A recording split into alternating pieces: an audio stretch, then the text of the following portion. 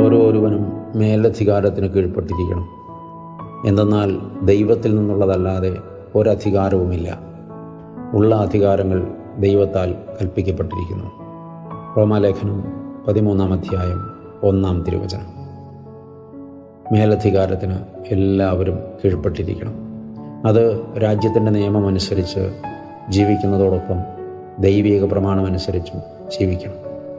രാജ്യത്ത് വിവിധ തലങ്ങളിൽ ഭരണാധികാരികൾ ഉള്ളതുപോലെ മേലധികാരികൾ ഉള്ളതുപോലെ ആത്മീയതയിലും ദൈവം അങ്ങനെ ക്രമീകരണങ്ങൾ വരുത്തി വച്ചിട്ടുണ്ട്.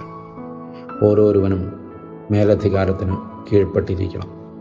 ഏറ്റവും മുകളിലുള്ള അധികാരി ദൈവാധികാരത്തിന് കീഴ്പ്പെട്ടിരിക്കണം. എന്തെന്നാൽ എല്ലാ അധികാരവും ദൈവത്തിൽ നിന്നുള്ളതാകുന്നു. ദൈവത്തിൽ നിന്നല്ലാതെ ഒരധികാരവും ഇല്ല തന്നെ. ഉള്ള അധികാരങ്ങളെല്ലാം ദൈവത്താൽ കൽപ്പിക്കപ്പെട്ടിരിക്കുന്നവയാകുന്നു. സ്വയാർജിതമല്ല ഈ നേടിയെടുത്തതൊന്നും ദൈവനിശ്ചയപ്രകാരം സംഭവിച്ചിട്ടുള്ളതാണ്.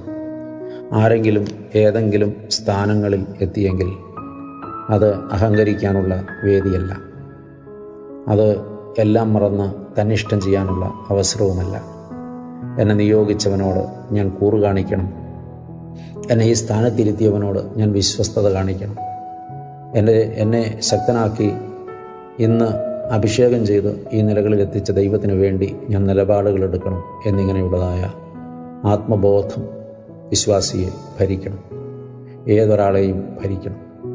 ഇല്ലെങ്കിൽ സ്വയംകൃതാനർത്ഥത്തിൽപ്പെട്ട് വീണ് താളടിയായി തകർന്നു പോകാൻ സാധ്യതയുണ്ട്.